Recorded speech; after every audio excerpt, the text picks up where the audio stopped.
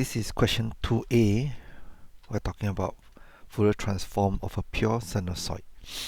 We're given two discrete time signal. The first one is a cosine at omega equals to pi over 4 radian per sample. And in the second one, we have one cosine at pi over 3 and the other one at pi over 4 become a sine. So you should compare and contrast between the Fourier transform representation. First and foremost, you'll realize that these two discrete time signals are periodic, so we are going to use discrete time Fourier series first, and we can actually also use the discrete time Fourier transform representations for both. Now, what's interesting about when you're given pure sinusoids, to calculate DTFS or DTFT, you do not need to use the equation to generate the coefficients of DTFS or DTFT. Instead, you can use inspection method, because basically Fourier transform or Fourier series breaks down the signal x of n as the sum of scaled complex exponential. And if we can express these sinusoids as complex exponential, we would actually have identified the coefficients of the discrete time Fourier series or Fourier transform. So let's begin with the first one. We're given xn equals to cosine pi over 4. If we have done it by brute force, we would have generated x of n as a discrete time sequence, and then we can use DFT, which is FFT, or which is basically calculating these coefficients x of k, the DFT coefficients, and then divided by the period 1 over n. We could have done that, but we have done that, then this is a brute force approach, and this is not what this question is about. In this question, we are interested to use inspection. Why? What is inspection? Well, first remember that this is the Euler's equation, ej theta equals to cosine theta plus j sine theta. And if you substitute theta as minus theta, you get cosine theta minus j sine theta. Now when you add both of them up, then you'll realize that cosine plus cosine is 2 cosine theta. The imaginary part cancels. So you also realize that cosine, and this is theta in our example, pi over 4n, divided by 2 is actually cosine being represented as sum of two complex exponential at a positive frequency of pi over 4 and at a negative frequency of minus pi over 4. So this is the equation being shown. And what is the most interesting now is this value here.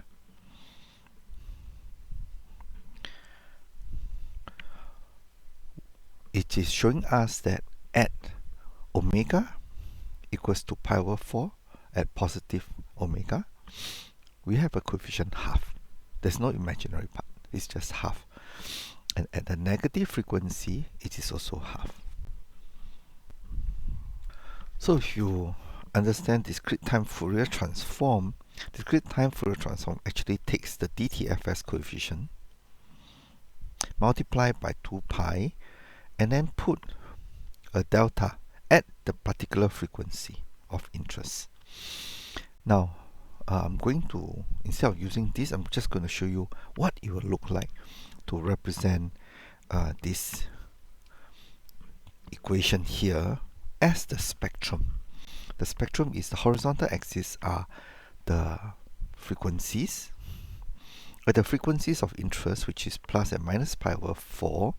We would need to illustrate the magnitude as well as the phase. Remember, the magnitude was half at pi over 4 and half also at minus pi over 4. In the DTFT world, we need to multiply by 2 pi, which we'll explain later on. This is the magnitude.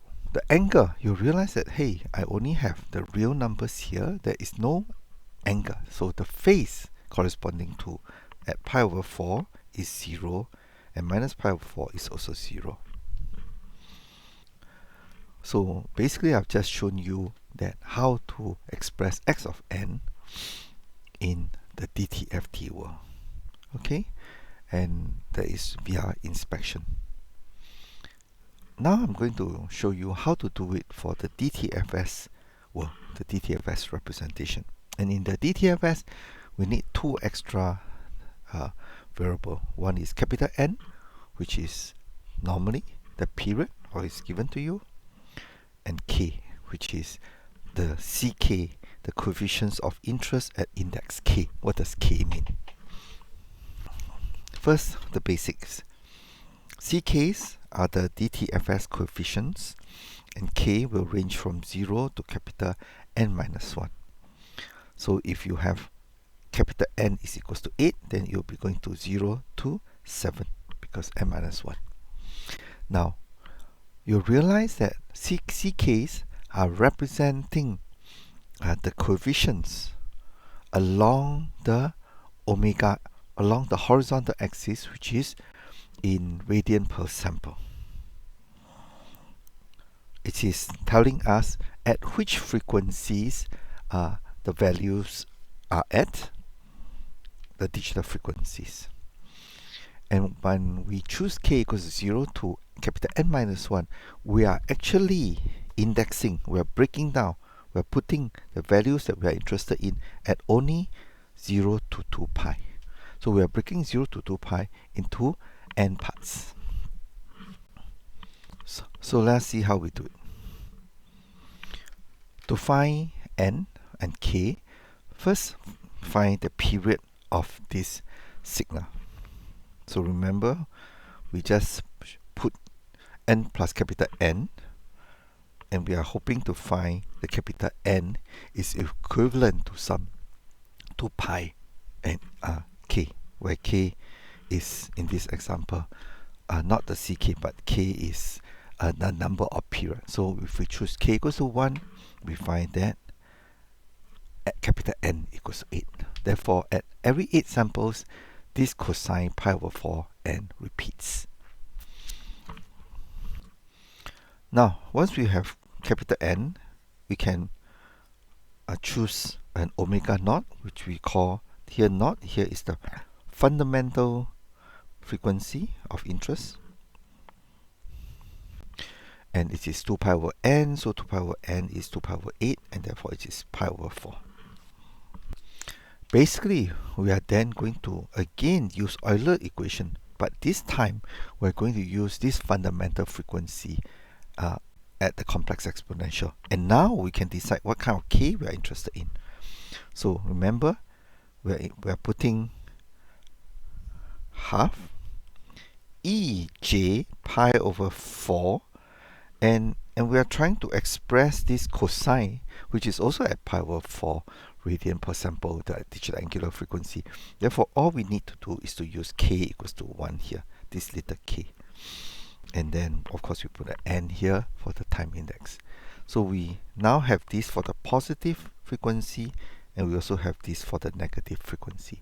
So we are using k equals to positive 1 for the positive frequency, k equals to negative 1 for the negative frequency.